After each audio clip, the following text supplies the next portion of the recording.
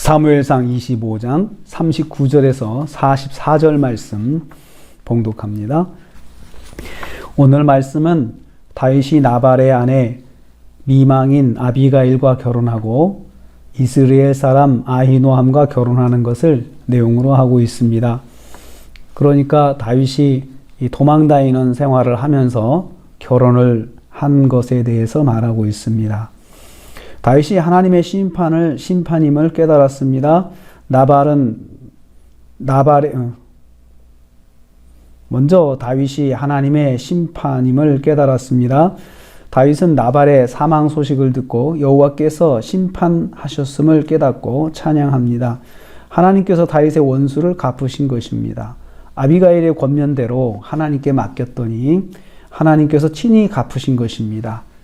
자기 감정대로 행하지 않고 하나님의 말씀에 순종한 것에 대해 즉각적인 결과를 보게 된 것입니다. 다윗은 이 모든 것이 하나님의 역사임을 깨달았습니다. 그리고 다윗은 나발에게 당한 모욕을 하나님께서 갚으셨음을 찬양하였습니다. 여호와께서 나발의 악행을 그의 머리에 돌리셨도다 하고 찬양하였습니다. 성도는 하나님께 받은 은혜를 그냥 지나치면 안 됩니다. 하나님께 찬양으로 영광을 돌려야 합니다. 두 번째로 다윗이 아비가일에게 청혼합니다. 다윗은 미망인이 된 아비가일에게 사람을 보내 청혼합니다. 다윗은 아마도 아비가일의 아름다운 인품과 남다른 신중한 말씨에 매혹이 되었을 것입니다. 한편으론 아비가일의 선대에 대한 최상의 보상이라고 볼 수도 있습니다. 42절 말씀 보면요, 아비가일은 급히 일어나 다윗의 아내가 됩니다. 여호와의 기름 부음 받은 자를 인정한 아비가일이 다윗 왕궁에 참여하게 된 것입니다. 아비가일은 하나님의 뜻을 분별하고 순종하여 구속사의 가문에 동참하는 은혜를 받은 것입니다.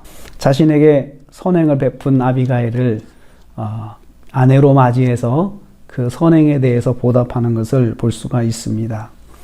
우린 이를 통해서 깨닫습니다. 성도는 자신에게 선행을 베푼 사람의 은혜를 갚아야 한다는 것입니다. 세 번째로 다윗의 결혼 생활에 흠결이 여기 보이고 있습니다. 그 당시 다윗은 부인이 없었습니다. 사울이 다윗의 아내 미갈을 다른 사람에게 결혼시켜버렸기 때문입니다. 44절입니다. 그래서 다윗이 아비가일과 결혼한 것은 정상적인 과정이라 할 수 있습니다. 그런데 성경은 다윗이 또 다른 여자와도 결혼하였음을 기록합니다. 갈멜 근처 이스라엘 땅에 사는 아히노암이라는 여자입니다. 훗날 아히노암은 다윗의 장남 암논의 모친이 됩니다. 그도 다윗의 아내가 되었습니다. 도망자의 삶을 살다가 다윗이 중혼의 늪에 빠지게 된 것입니다. 다윗이 당시 부패한 관습을 답습하는 약점을 남기게 된 것입니다. 다른 왕들처럼, 다른 사람들처럼 자신도 여러 부인을 가지게 된 것입니다. 우리는 성경이 이 기록을 통해서 우리에게 주시는 교훈이 있습니다. 사람은 완전할 수 없다는 것입니다. 하나님의 사람이라도 완전할 수가 없습니다. 연약함을 가진 사람일 뿐이라는 것입니다. 오늘도 우리가 하루를 시작합니다. 우리는 하나님께 받은 은혜를 반드시 찬양으로 영광을 돌려야 합니다. 그리고 내가 받은 선행이 있다면 그 사람에게 또 은혜를 갚아야 된다고 갚아야 됩니다.